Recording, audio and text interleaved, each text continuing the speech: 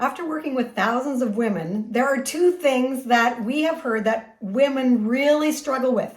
The first one is their weight, and the second one is their confidence.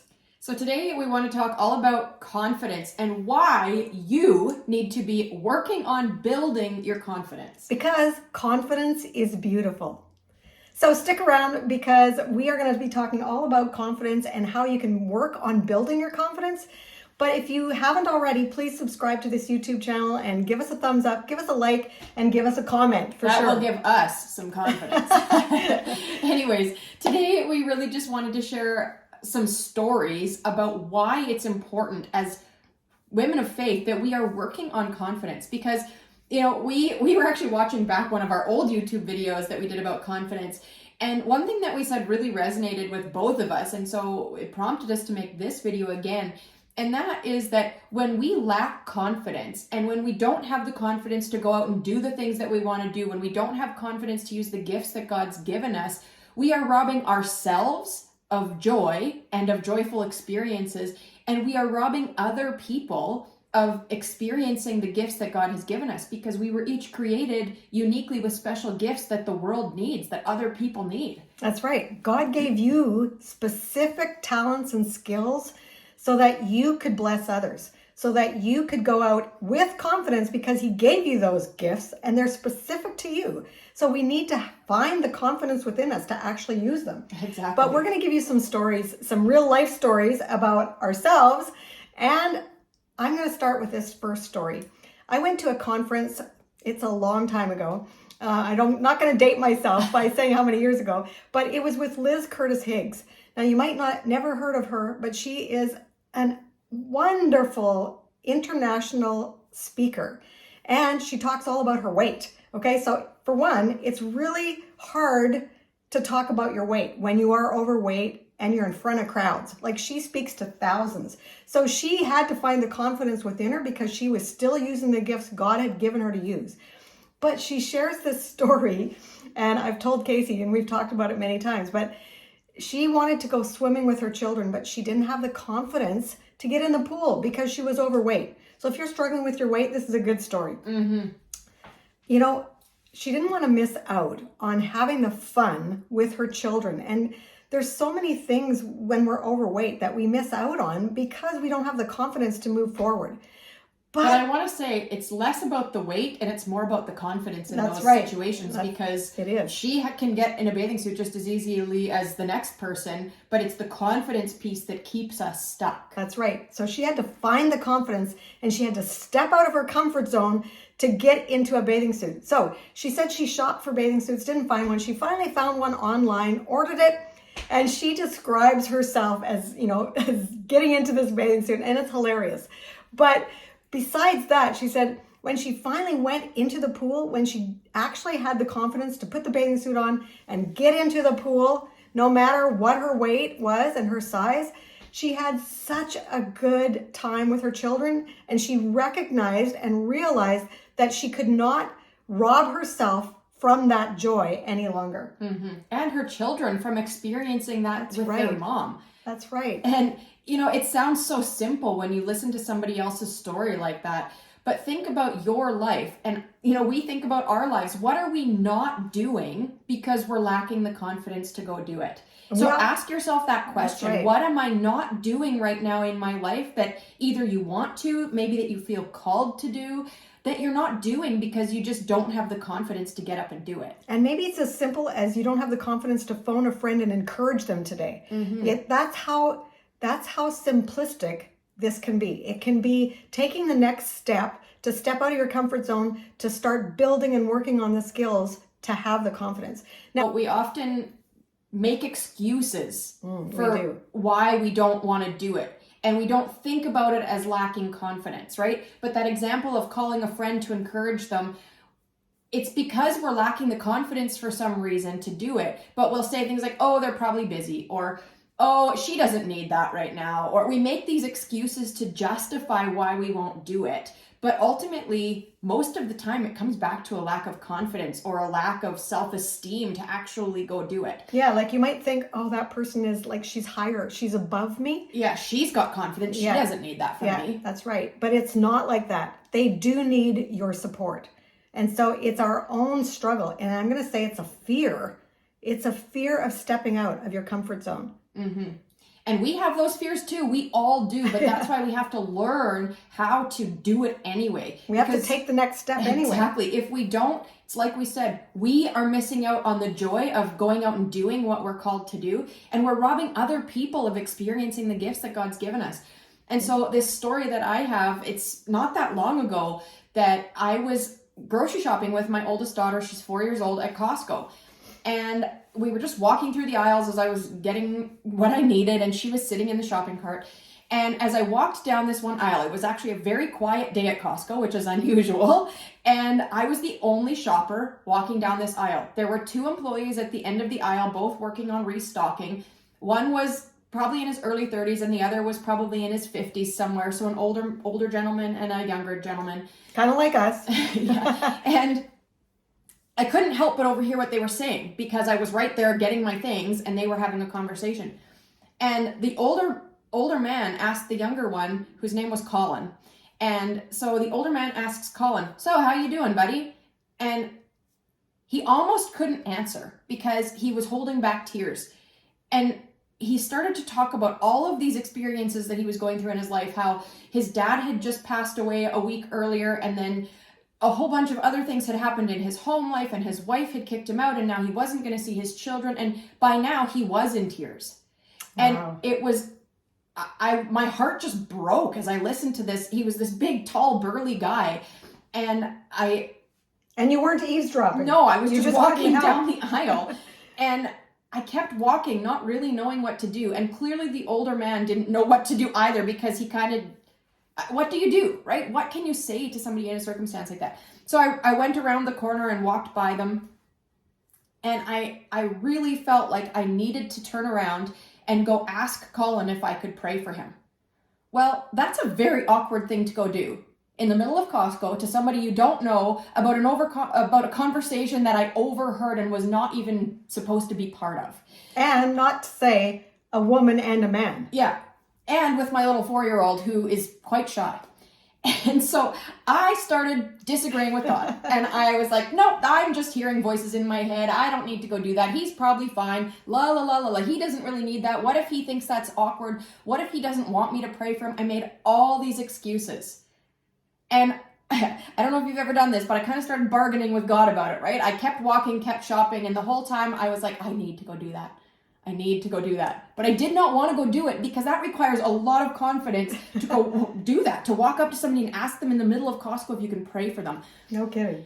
And so I got all the way to the checkout and I was like, well, I guess I don't know where he is anymore. And I was still making excuses. And I thought, no, I have to go do that, because what if that word from me to pray for him is what keeps him from going and taking his own life?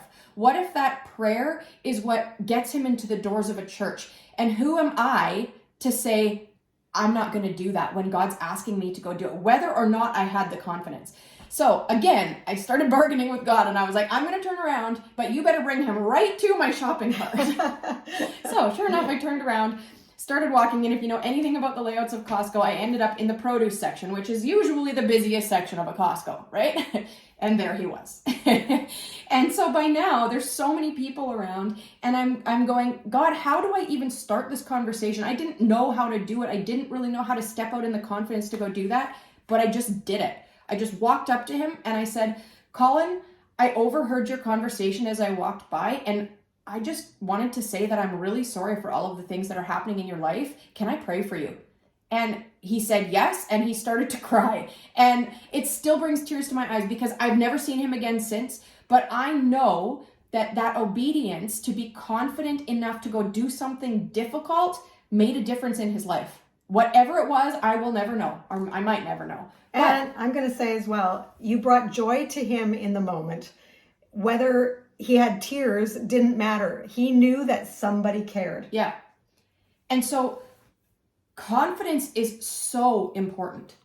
And I'm a fairly confident person, but we all struggle with confidence, right? And when God calls us to something that feels outside of our comfort zone or outside of our confidence level, it is hard to step up and go there. And we often call it imposter syndrome. We think that we're not worthy enough, or we're not good enough, or we don't have the skills, or why would they want that from us?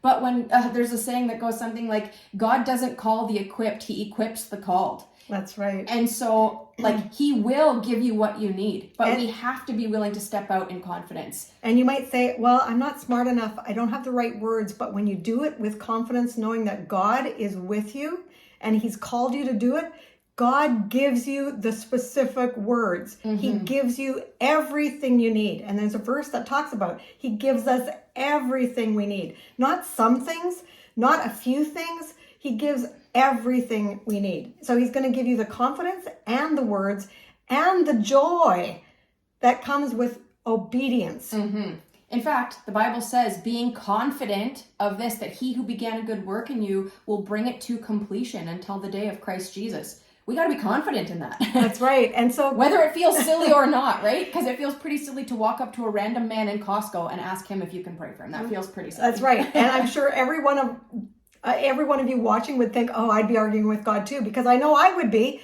because who wants to do that? We don't want to do it, but we know when we're called to do something, we have to do it. Otherwise, we're missing out. We are missing out and being robbed of the joy that comes from doing what God is calling you to do. So how do you start stepping out in confidence? Very good question. It's pretty easy. You just start. You start and you just move forward with the next step. It's going to be difficult. It's going to be scary. In fact, you're going to be sweating. Your palms are going to be sweating and your heart is going to be beating out of your chest. But you'll feel so proud of yourself after doing it. And it's a satisfaction, it's a fulfillment, it's a blessing that only comes from doing what you were called to do. And you know what? I'm going to say, it doesn't always work out. No. Like Casey was arguing with God. She turned around and said, I'm going to go. You have to bring this guy right in front of me. Sometimes we have missed the opportunity. Sometimes the opportunities have passed us by. Or sometimes what we are asked to do doesn't turn out how we want. He could have said to me, get out of my face. That's right. Right? But I still needed to do what I was supposed to do. Right? Yeah. And so we always say confidence is beautiful because there's a whole picture that is portrayed in front of you. Like it's the whole argument. It's a story, right? It's an argument, a debate with God. And then you surrender, because we have to surrender even our confidence to him and ask him to fill us with the Holy Spirit and give us the strength to step out. And then we do what we're asked to do and that story unfolds. But I want to say it is beautiful. I want to say, though, don't wait until you feel God asking you to go do something. Start practicing building your confidence today. So what does that look like? Well, you have to take an inventory of yourself to figure out where you are lacking confidence. Maybe you're lacking confidence in your physical appearance. Maybe you're lacking confidence in your intellect. Maybe you're lacking confidence in your ability to be social. Whatever it is, figure out where you're lacking confidence and then go do something scary. That's right. In that regard, like if you can't even look up at somebody at the grocery store because you keep your eyes at the floor and you don't even have the confidence to look up and smile, well, that's where you start, and you start practicing that today. Maybe you're going to be out for a walk and you're going to pass somebody on the street. Look them in the eye and smile. Maybe they just need a smile today, but that is practicing your confidence. The other thing I wanted to say is, confidence can look different, like different things. We say confidence is beautiful because you probably know someone in your life who is very confident. Now, they're not the smartest person in the world. They're not the smartest person you know. They're not the most beautiful. They're not a model. They're not on television. They're not an actress or an actor. But you see them as beautiful because it's really their confidence that makes them beautiful. They hold themselves high, and not in a vain or arrogant way, but it's the confidence that is from God that lets them know that their identity is in Jesus, and it doesn't matter what the world thinks. They have the confidence to live their life to the fullest. And people are drawn to that. Like it's crazy. Attractive. Yeah, it is. And so as followers of Jesus, we want to be attractive to the world, right? How does that verse go? We want to be a pleasant aroma. Well, that comes from having confidence in who God made us to be, or that's one part of it, right? And having the confidence to use the gifts that he's given us and not be hiding them under a rock, right? Or under a bushel, how the song goes. And, like this little light of mine. And so we are imploring you today to go practice being confident. Because God is calling each one of us to be an evangelist, to be a disciple, to go out and bring the news, the good news. And how does it start?